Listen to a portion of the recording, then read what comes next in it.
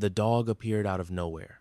1 second, Sophie Miller was locking the front door of Miller's Bloom, balancing a cardboard box of leftover roses against her hip, and the next she heard tires screech. A black SUV cut across the intersection. Its brakes screamed. A massive Rottweiler darted into the street. The impact wasn't direct. The dog rolled across the pavement before disappearing beneath the glow of a flickering street lamp. People gasped.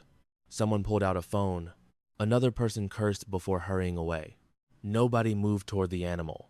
Nobody, except Sophie. The box of flowers slipped from her arms, white roses scattering across wet concrete.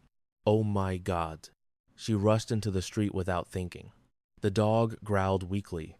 One front leg trembled. Blood stained its dark fur. Yet, instead of snapping, the animal simply stared at her with frightened amber eyes. "Easy," Sophie whispered. Her voice had always calmed frightened things. Children, stray cats, old men buying funeral bouquets, even abandoned birds with broken wings. Slowly, she removed her cardigan and wrapped it around the dog's injured shoulder. The Rottweiler lowered its head into her lap. Traffic stopped. Car horns echoed somewhere in the distance. Sophie ignored all of it. "You don't belong out here," she murmured. A faint metallic tag hung from the dog's collar. No address, no phone number, only 2 engraved initials. R.D. She frowned. R.D. A sudden roar interrupted her thoughts. Engines. Several of them. Black SUVs flooded the intersection from every direction. Perfectly synchronized. Doors opened simultaneously. Men in dark suits stepped onto the pavement, every one of them armed. Pedestrians immediately backed away. Someone whispered 2 terrified words. De Luca. The street fell silent. Sophie looked up. She had heard the name before. Everyone in Chicago had, not in newspapers, not on television, only in lowered voices, only behind locked doors.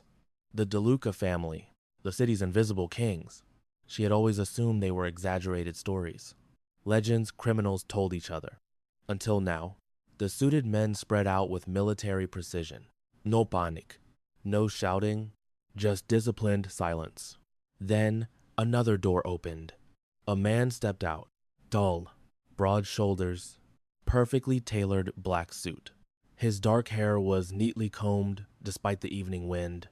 No jewelry except a simple platinum watch. No visible weapon. He didn't need one. Power surrounded him more effectively than any gun. His expression revealed nothing. Cold, controlled, impossible to read. Every armed man subtly lowered his head as he passed.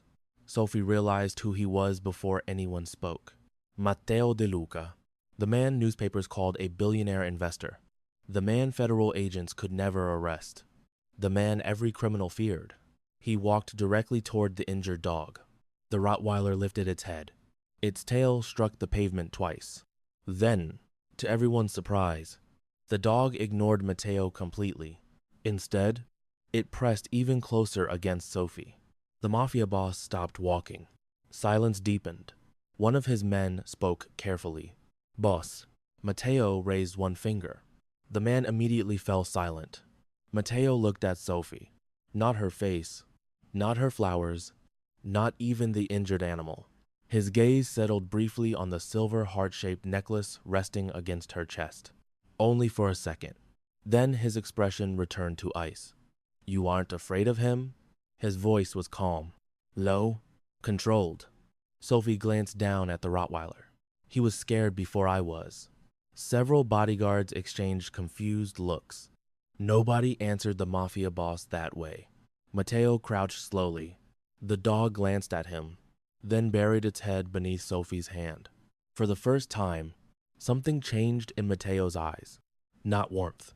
Certainly not. More like curiosity. "His name is Roman." Sophie smiled softly. "I think he likes me better." One bodyguard actually inhaled sharply. Another looked down, trying not to react. Matteo simply watched Roman. The enormous dog had been trained to attack on command.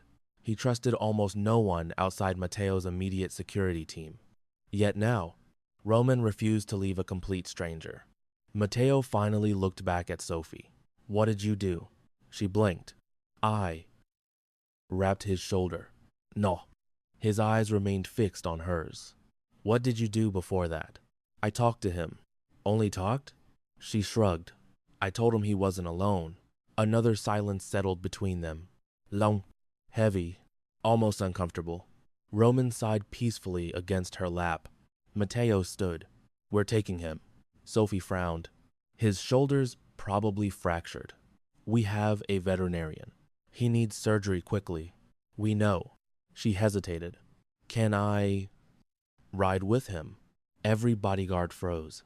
One actually reached toward his earpiece as though expecting violence. Nobody ever asked Matteo De Luca for anything. Matteo studied her face. No greed, no fear, no recognition of the opportunity standing before her. She simply looked worried about the dog. You want to come because of Roman? Yes, not because of me. She laughed softly. I don't even know you. Several guards shifted awkwardly. Matteo almost smiled. Almost. Instead, he stepped aside. Get in. The convoy arrived at a private veterinary hospital hidden behind steel security gates. Luxury, modern architecture, private surgical suites. More like a hospital for billionaires than animals. Roman disappeared into surgery within minutes.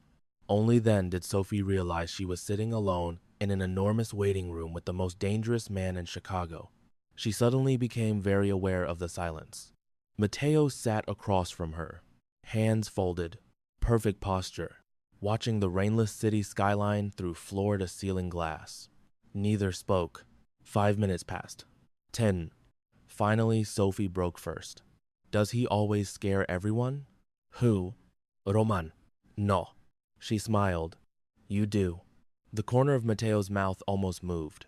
That's intentional. I figured. Another silence. Comfortable this time. Sophie studied him discreetly. He looked nothing like the monsters people described. No shouting, no arrogance, no flashy jewelry, only quiet confidence. The kind that didn't need to prove itself. Eventually, she noticed something strange. His left hand rested against the armrest. Scared, old knife wounds crossed his knuckles. One finger had clearly been broken years earlier. A man who had survived violence, not one who merely ordered it. Before she realized it, she asked, Do they hurt? Matteo looked down. My hands? She nodded. When it rains? He stared at her for several seconds. Most people noticed his expensive watch, his tailored suits, his security. She had noticed old scars. They used to. There was something unexpectedly human in that answer, something lonely. Before Sophie could respond, hurried footsteps echoed through the hallway. A veterinarian entered. Roman stable. Sophie exhaled in relief. So he'll be okay? He'll recover completely. Without thinking, she threw her arms around the veterinarian, then immediately stepped back, embarrassed. Oh, sorry. The older doctor laughed. I'll survive. Across the room, Matteo watched quietly.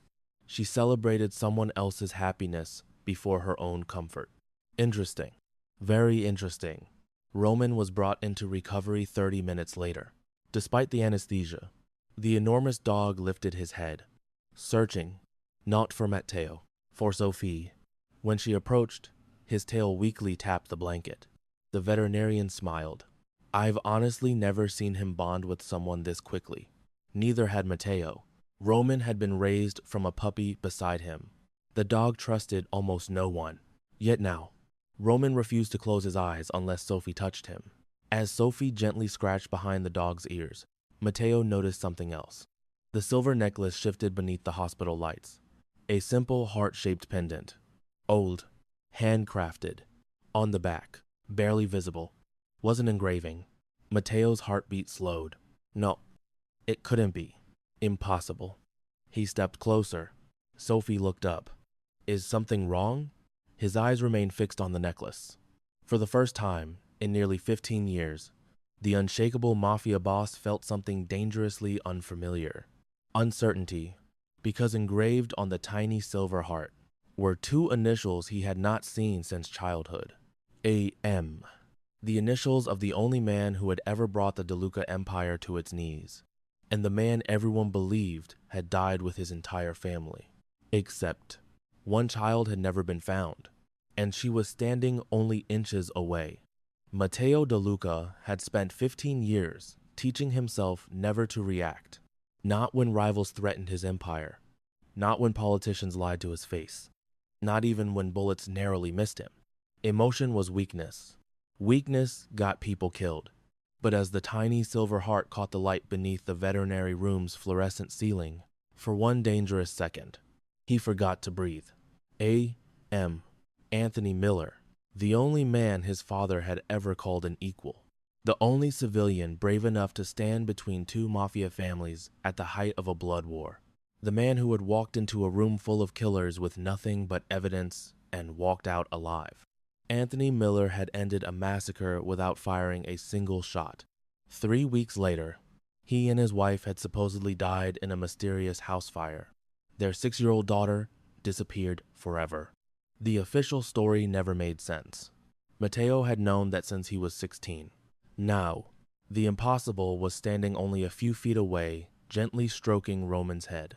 "You should get some rest." Sophie's voice pulled him back. She smiled at Roman. "I think he's more worried about you than I am." Roman lifted his massive head and nudged Matteo's hand before resting it against Sophie's lap again. Matteo almost laughed. "Almost. You've ruined years of expensive training." "I didn't mean to." "I know." She looked genuinely guilty. "I'm sorry." "For what?" "He probably won't want to leave." Matteo looked at Roman. The Rottweiler had already made his decision. There would be no separating them tonight. For reasons Matteo couldn't explain, that didn't bother him.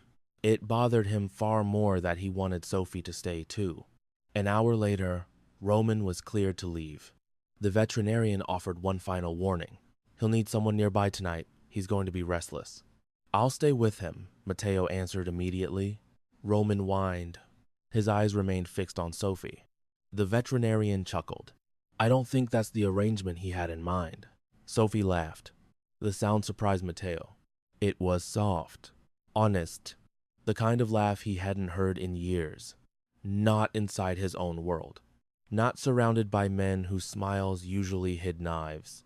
She knelt beside Roman. "I have to go home." Handsome. The dog refused to move. She scratched behind his ears. "I have work tomorrow." "Nothing." Roman stayed planted beside her. One of Matteo's security men muttered under his breath. "I've never seen this before." Neither had Matteo. Outside, the city glowed beneath thousands of lights. Chicago never truly slept. Luxury sedans slid past expensive restaurants. Helicopters crossed the skyline. The convoy waited along the curb. Sophie adjusted the strap of her purse.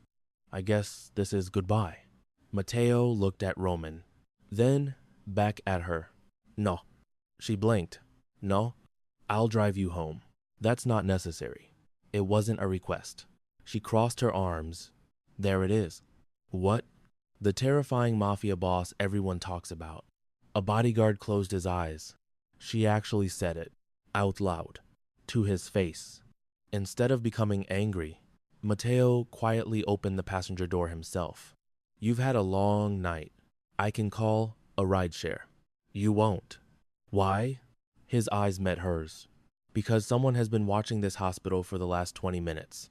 Her smile disappeared. "What?" Matteo didn't answer immediately. Instead, he looked toward the opposite side of the street. A gray sedan, parked too long, windows tinted, engines still running. Most people would never notice. Matteo noticed everything. "Get in the car." This time, she didn't argue. The interior of the SUV smelled faintly of leather and cedar. Everything was immaculate. No unnecessary decorations. No clutter. Exactly what she expected from someone obsessed with control. She buckled her seatbelt. "You always travel with 6 SUVs? 8. She looked out the window. "That's excessive. Not where I live." The convoy pulled away. Silence settled between them again. It wasn't awkward. It was strangely peaceful.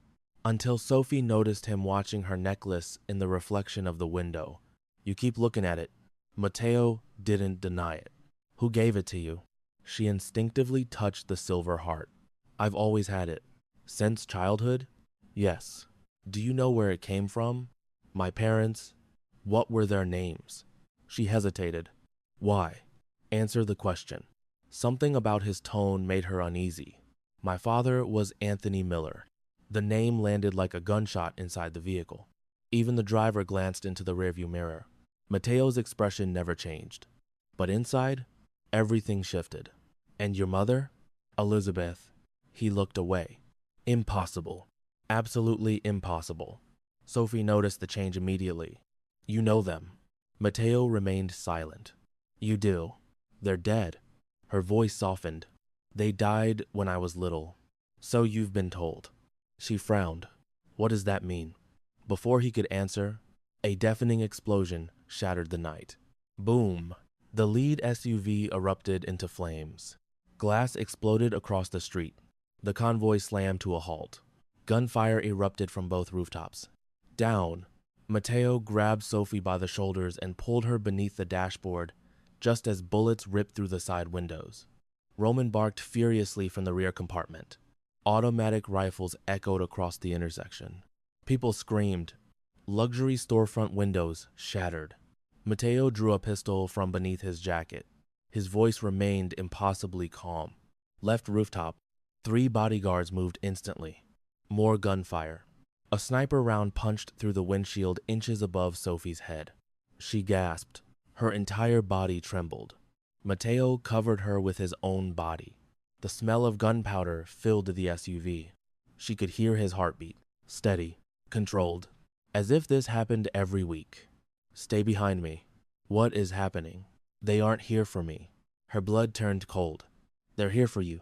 Outside, the attackers realized their first assault had failed. A dozen masked gunmen advanced through abandoned vehicles. Professional, organized, military precision. Not ordinary criminals. Matteo recognized the formation instantly. Bratva. Viktor Sokolov. Only Viktor's soldiers moved like ghosts. Only Viktor would launch an attack in the middle of downtown Chicago. The timing wasn't random. Someone had seen the necklace. Someone had reported Sophie, which meant his enemies now knew exactly what he knew. The lost daughter was alive. Boss. A bodyguard opened the rear door. We have 30 seconds. Matteo nodded once. He turned toward Sophie. Listen carefully. She was shaking. I don't understand. You don't need to. I just wanted to return a dog. I know. He reached into his jacket and produced a small black earpiece. Put this in. She obeyed without thinking. What happens now? Matteo's eyes darkened. Now. He slid another magazine into his pistol. They learn why no one starts a war with me. Smoke drifted across the intersection. Luxury cars burned. Sirens echoed in the distance. Matteo stepped from the SUV. Bullets immediately chased him. He didn't flinch. His return fire was precise. Controlled. Every shot deliberate.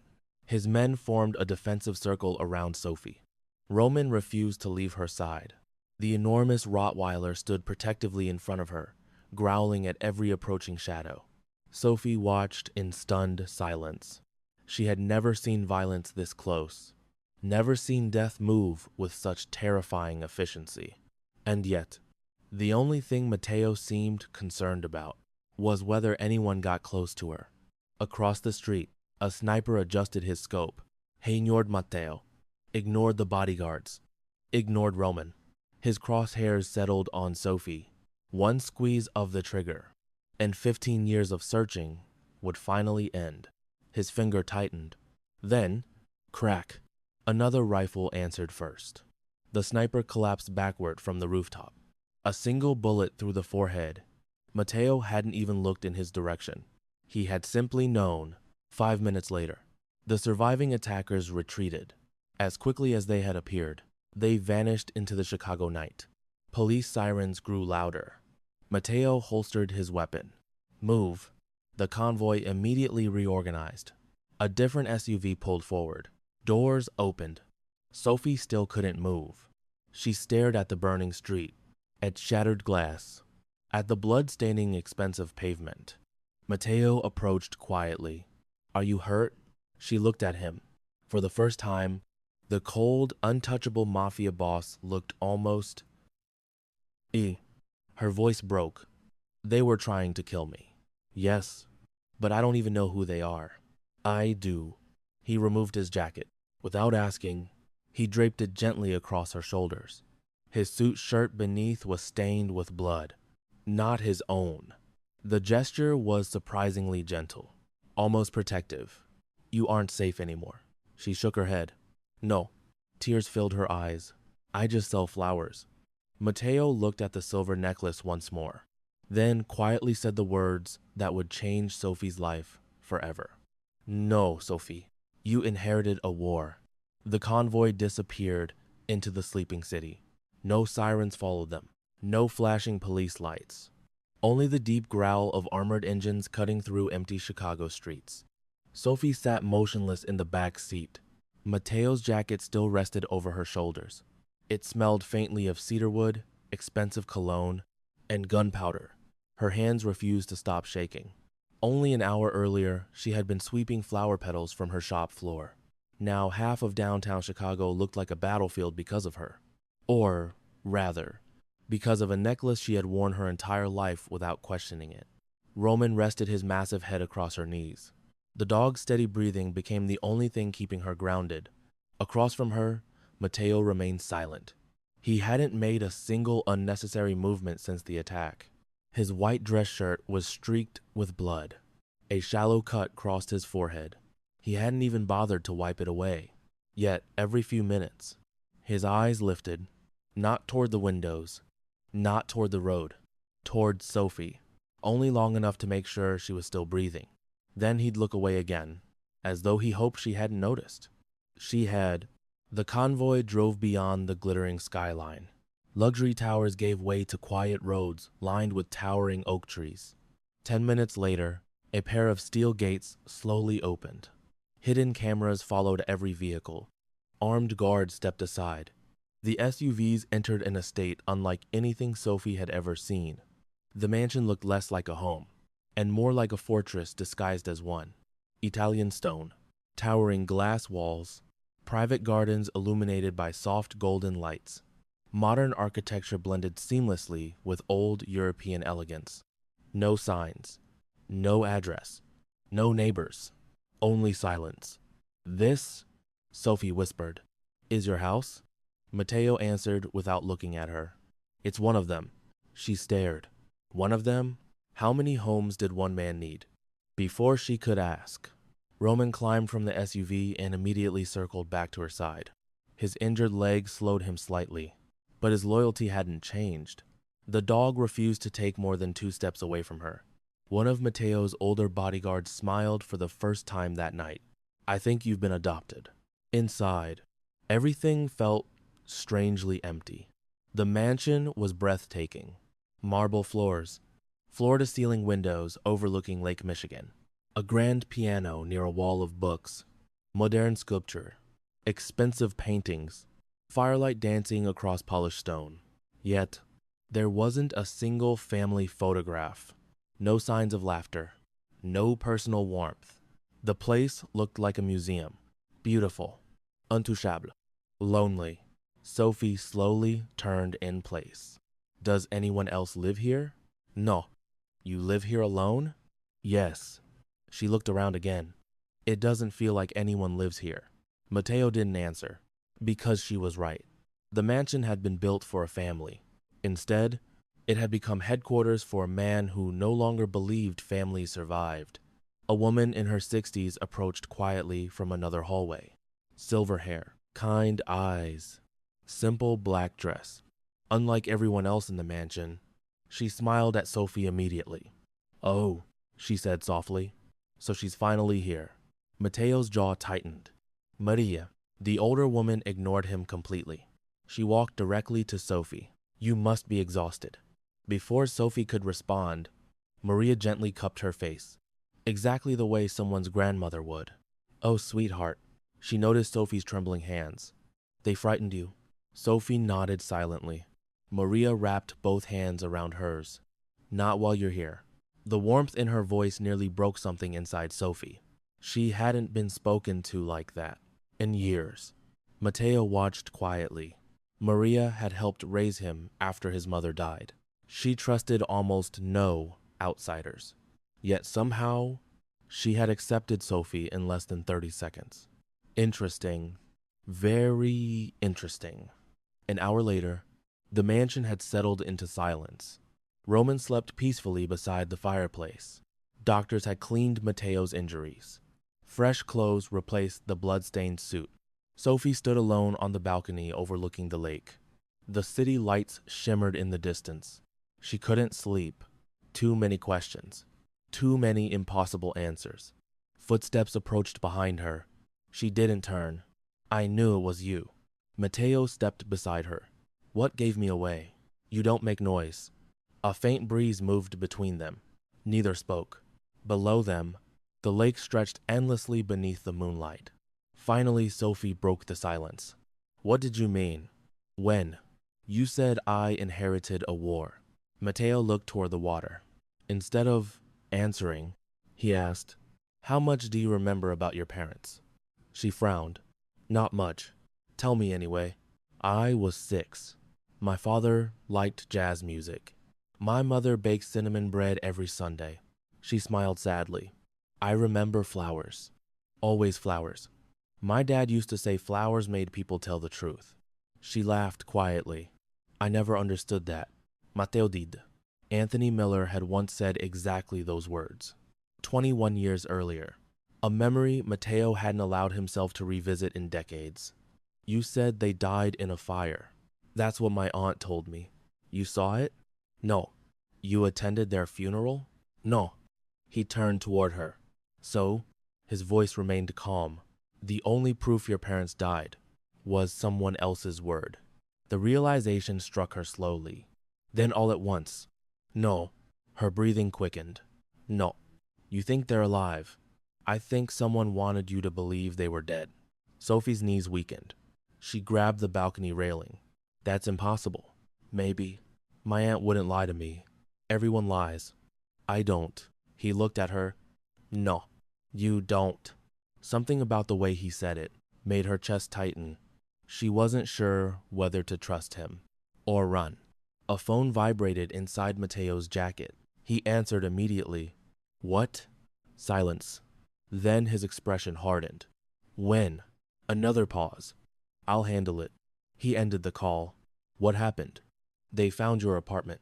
Sophie's stomach dropped. My apartment? It burned 40 minutes ago. She stared at him. No. He didn't soften the truth. Someone set it on fire. My flower shop? They tried. Her heart stopped. Tried? My men arrived first. She couldn't breathe. My shop. It's still standing. Tears filled her eyes. Her entire life existed inside that tiny flower shop. Every memory, every dream, every paycheck. She whispered, I have to go. No, I have to see it. You can't. That's my life. It's a crime scene now. She stepped toward him. You don't understand. I understand perfectly. No. She shoved him, harder than she expected. You don't get to decide where I go. For a split second, every guard watching security cameras throughout the mansion froze. No one, ever, touched Matteo De Luca. The room seemed to stop breathing. Even Sophie realized what she'd done. She stepped backward immediately. She swallowed. I'm sorry. Matteo remained completely still. He looked down at the place where her hands had struck his chest, then back into her frightened eyes. Instead of anger, he saw grief. Pure grief. Not defiance. Not disrespect. She had just lost the only place that had ever felt like home. Slowly, he took one step closer. His voice lowered. If you go back tonight, they'll kill you. She looked away. I don't care. I do. The words escaped before he could stop them. Silence. Neither of them moved. Neither of them seemed to understand what he'd just admitted. Somewhere inside the mansion, Roman Parkel, Once, sharp, alert. Matteo's expression changed instantly. He drew his pistol. Every light in the hallway switched to red. An alarm echoed softly through hidden speakers. The estate had entered lockdown. Sophie's pulse raced. What now? Matteo listened. Footsteps. Running. One of his security captains burst into the room. Boss. What? We caught one. Matteo's eyes narrowed. Alive? Barely. Sophie frowned. What are you talking about? The captain looked uncertain, then answered anyway. There was a sniper hiding inside the woods. He got past the outer fence. Sophie's blood ran cold. He came. Here? Matteo looked directly at her. He wasn't here for me. Minutes later, they entered the mansion's underground security level. The atmosphere changed immediately. Concrete walls, steel doors, armed guards, private medical rooms, surveillance monitors covering every inch of the estate. Sophie suddenly understood something terrifying. This wasn't simply a wealthy man's home. It was designed for war. Inside one interrogation room, a wounded sniper sat handcuffed to a steel chair. His shoulder bled heavily. He laughed when Matteo entered. I wondered when you'd come. Matteo remained silent. The sniper's eyes shifted towards Sophie. Recognition flashed across his face. There she is. Sophie's heartbeat accelerated. You know me? He smiled. I know exactly who you are. Matteo's voice became ice. Talk. The sniper ignored him. Instead, he stared directly at Sophie. You have your mother's eyes. The room fell silent. Sophie's breathing stopped. Meh. Mother? The sniper laughed again. You still don't know. Matteo stepped forward. The temperature inside the room seemed to drop. You have one chance. The sniper smiled. You should have let the Bratva find her first. Matteo slammed one hand onto the steel table. The sound echoed through the room. I asked. His voice remained frighteningly calm. One question. The sniper finally looked at him, then quietly said 7 words that changed everything. Anthony Miller never betrayed your father. Matteo froze. Impossible. Every story he'd ever been told, every reason for the blood feud, every death, had been built upon the belief that Anthony Miller had sold out the De Luca family. The sniper smiled through bloody teeth. You've been hunting the wrong ghost. Before anyone could react, he bit down hard. A hidden cyanide capsule shattered between his teeth. Within seconds, foam reached his lips. His body collapsed. Dead. The room erupted into movement. Doctors rushed forward. Too late. The only man who might have explained the truth had silenced himself forever. Sophie stood frozen. One sentence echoed endlessly inside her mind. You have your mother's eyes. If that man knew her mother, then Matteo might be right. Maybe, just maybe, everything she believed about her past was a lie. And somewhere, hidden beneath decades of blood, betrayal, and silence, her parents' story had only just begun.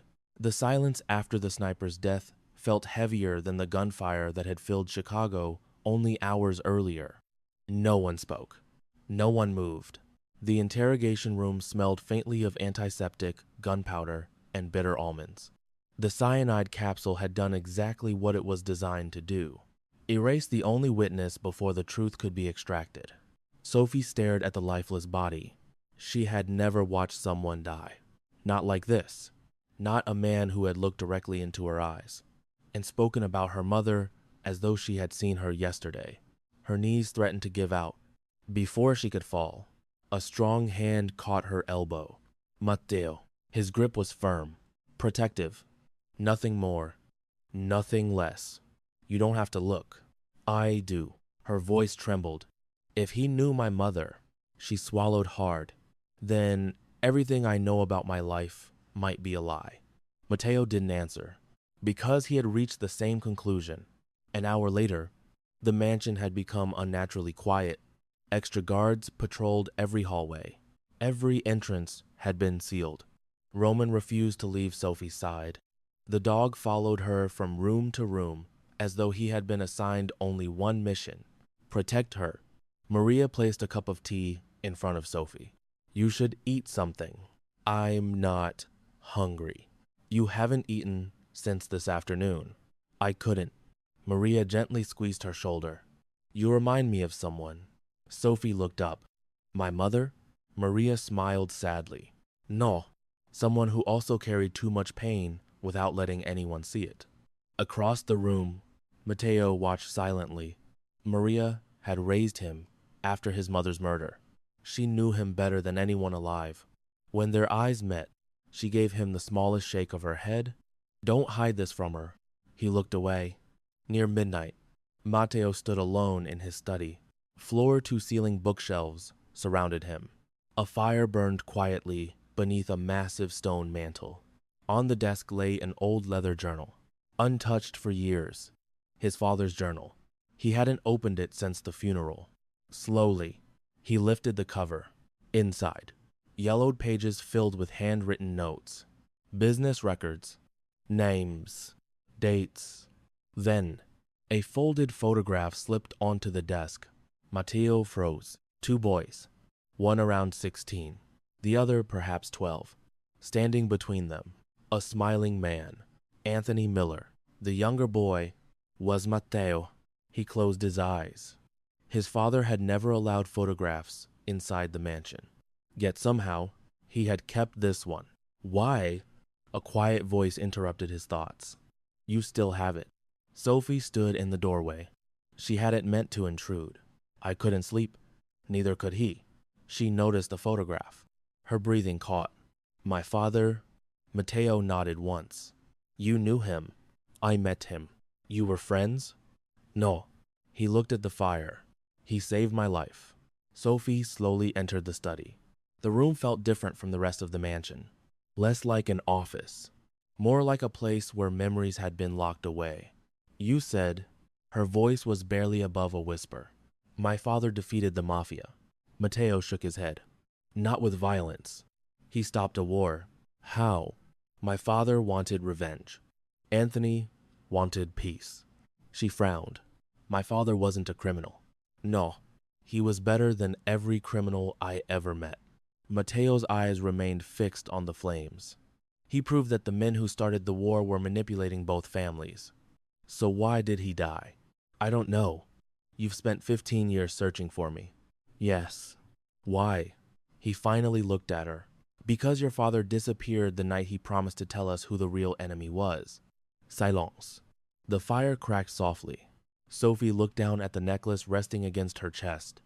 So this, she touched the silver heart, isn't just jewelry. No, it's a message. Before either could say another word, the study doors burst open. One of Matteo's security captains hurried inside. Boss. Matteo immediately stood. What happened? We found something. What? The captain handed him a tablet. Security footage. Matteo pressed play. The screen showed Miller's Bloom, Sophie's flower shop. Earlier that evening, a hooded figure slipped through the back entrance. Instead of stealing money, the intruder walked directly toward a wall covered in climbing ivy. He removed 3 bricks, reached inside, then left with a small metal box. Sophie's eyes widened. Wait. She stepped closer. There was never a box there. The captain nodded. Apparently there was. Someone had hidden it inside the shop years before Sophie ever bought the building. Someone had known exactly where to look. Matteo's jaw tightened. They're cleaning up old evidence. At that same moment, hundreds of miles away, inside an abandoned cathedral, Viktor Sokolov watched the same footage. The Russian mafia leader smiled. They're finally putting the pieces together. A younger lieutenant approached carefully. We failed tonight. Viktor didn't look angry. He looked amused. They think the girl is the prize. He laughed quietly. She isn't. The necklace is. Back inside the mansion, Matteo gathered 6 of his most trusted men. Maps covered the conference table, photographs, old FBI files, financial records. Sophie's picture now sat in the center.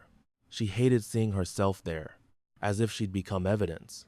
Matteo looked toward her. From now on, you don't leave this estate alone. I can't stay here forever. No, but you stay until I know who's hunting you. And if I refuse? He didn't answer immediately.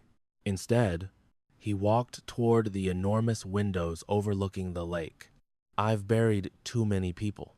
His voice remained calm. I won't bury you. Something inside Sophie shifted. That wasn't a threat. It wasn't control. It sounded like fear. The following morning, sunlight poured across the gardens.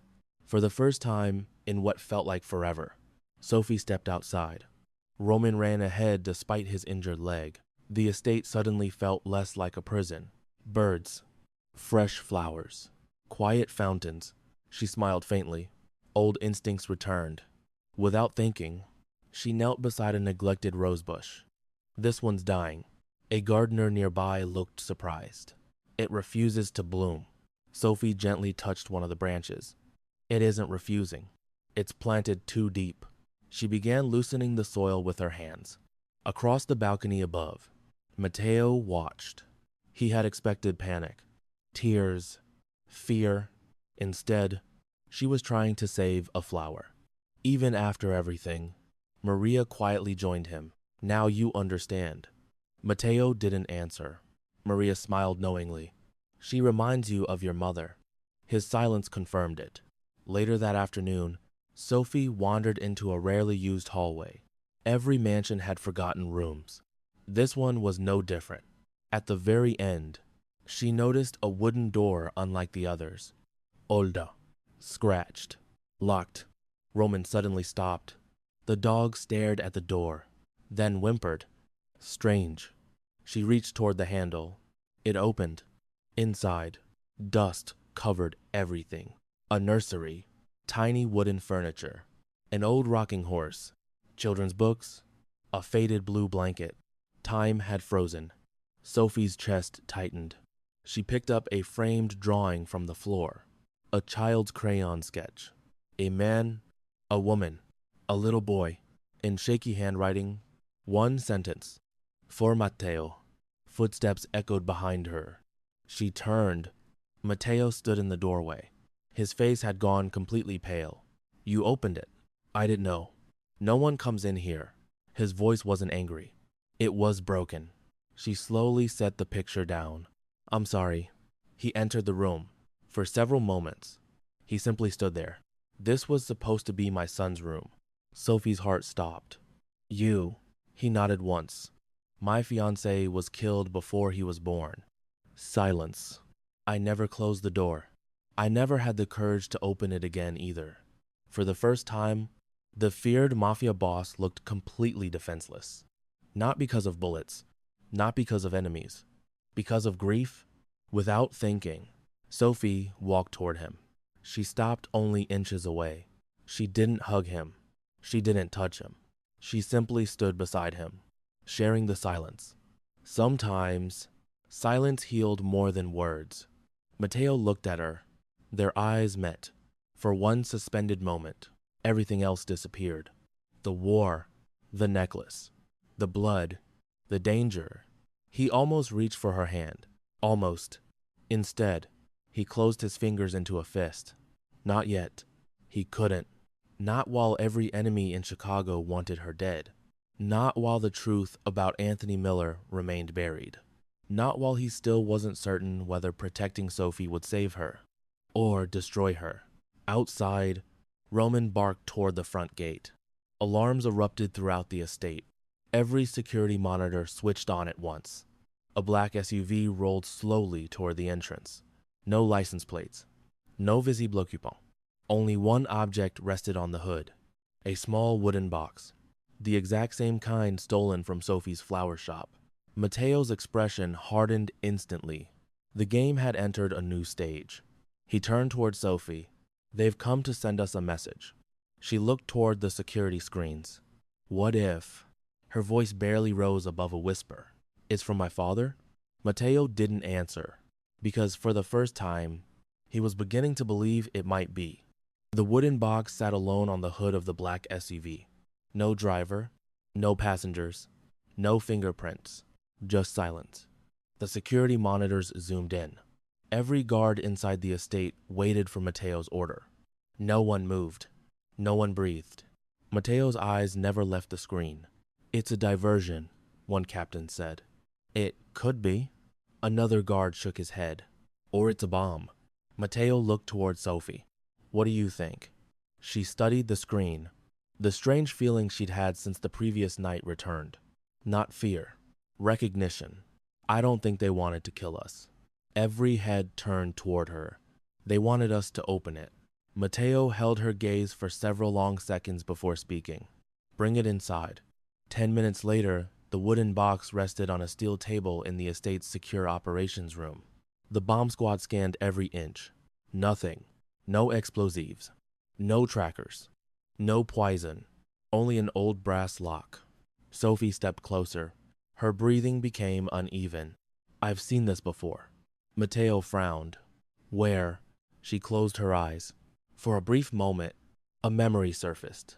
Not complete. Only fragments. A warm kitchen. The smell of cinnamon bread. Her father's hands placing a small key inside a flower pot. Then his voice. "If you ever forget who you are, trust the flowers." She opened her eyes. "The key," she whispered. "The necklace." Everyone stared. With trembling fingers, she unclasped the silver heart from around her neck. For the first time in 25 years, she pressed the tiny pendant into the lock. Click. The room fell silent. The necklace wasn't jewelry. It had always been the key. Inside the box, there was no money, no diamonds, no weapon, only three things: a faded family photograph, a sealed envelope, a small cassette tape labeled in neat handwriting.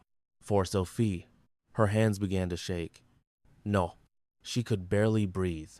"This isn't possible." Matteo gently picked up the envelope. On the front, written in elegant ink, "If my daughter is reading this, I failed to come back." Sophie's knees weakened. Maria quickly helped her into a chair. Matteo looked at the envelope, then at Sophie. "You should open it." "I can't." "You can." She carefully unfolded the letter. "My sweet Sophie, if this letter has reached you, then the truth stayed hidden longer than I ever wanted. Your mother and I never abandoned you. We disappeared because someone inside, both the De Luca family and the Brodfa, planned a war that would kill thousands. I gathered proof. The only way to keep you alive was to make the world believe we were dead. I trusted one man to protect that truth. His name was Giovanni De Luca, Matteo's father." Sophie's eyes lifted. She looked directly at Matteo. He had gone completely still. The letter continued. "Giovanni wasn't my enemy. He was my friend. Together we planned to expose the men financing both criminal empires. Before we could release the evidence, we were betrayed. Someone inside each organization sold us out. If you're reading this, then those traitors are probably still alive. Don't seek revenge. End the cycle. Choose the life your mother wanted for you. And if fate ever places you before Giovanni's son, trust his heart before you trust his name. Love always." Dad. No one spoke. Not even Matteo. Everything he had believed since childhood collapsed in a matter of seconds. His father hadn't hated Anthony Miller. He had died protecting him. The war, the blood, the revenge had all been built on a lie. Matteo quietly closed his eyes. For years, he had carried inherited hatred that had never belonged to him. There was a tape. Maria's gentle reminder broke the silence. Matteo placed the cassette into an old recorder stored in the archives. Static crackled. Then, a familiar male voice filled the room. Older, calm, Anthony Miller. If you're hearing this, then Sophie survived. My friend Giovanni. If you're alive, I'm sorry. If you're not, I hope your son finishes what we started. The recording detailed everything. A network of corrupt politicians, international weapons brokers, bankers laundering billions through rival mafia families. Neither Giovanni nor Anthony had wanted to rule Chicago. They had wanted to destroy the people profiting from endless war. Before they could expose them, the conspiracy struck first. Everything finally made sense. Matteo slowly turned toward his security council. It's over. One captain frowned. Boss, The De Luca family doesn't continue a war started by liars. He removed the gold signet ring that symbolized his authority. He placed it on the table. Gasps echoed throughout the room. Effective immediately. Every retaliation order is canceled. The captains looked stunned. For 25 years, we've been fighting ghosts. Word spread across Chicago within hours. The De Luca family had declared a ceasefire. Every criminal organization expected weakness. Instead, Matteo released copies of Anthony's evidence anonymously to federal investigators, major news outlets, and trusted international prosecutors.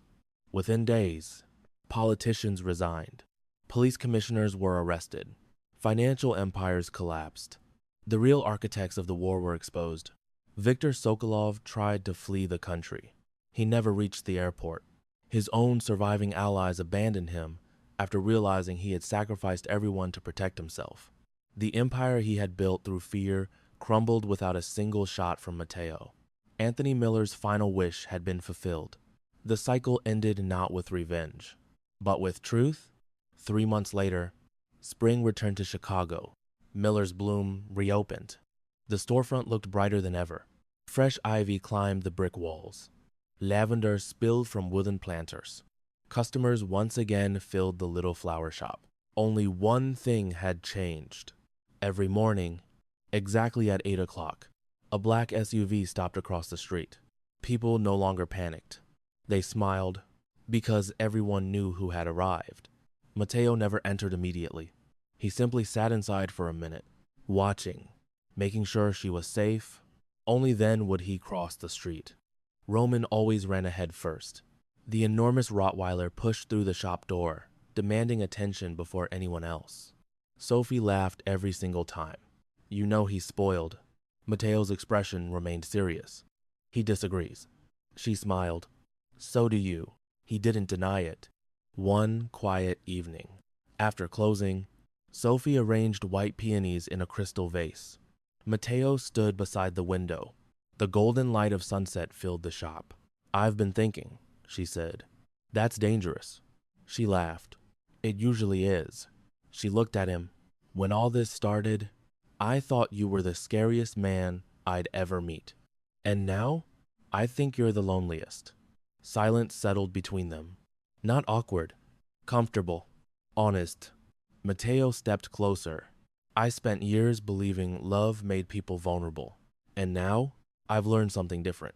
She waited. He reached into his pocket. Not for a weapon, not for a document, for a small velvet box. Inside rested a simple platinum ring. Elegant, understated, nothing extravagant. Just like the promise behind it. I don't want to own your future. His deep voice remained calm. I don't want to rescue you because you're helpless. I know you aren't. I simply, for perhaps the first time in his life, Matteo De Luca struggled to find words. Want every tomorrow that you're willing to share with me. Tears filled Sophie's eyes, not because of the ring, because the most feared man in Chicago had finally allowed himself to be vulnerable. She stepped forward. This time, she reached for his hand first. You know, she smiled through tears. Roman chose me before you did. A rare smile crossed Matteo's face. He has better instincts. She laughed. So, is that your way of proposing? No. He gently slid the ring onto her finger. My proposal is this. He leaned close enough that only she could hear.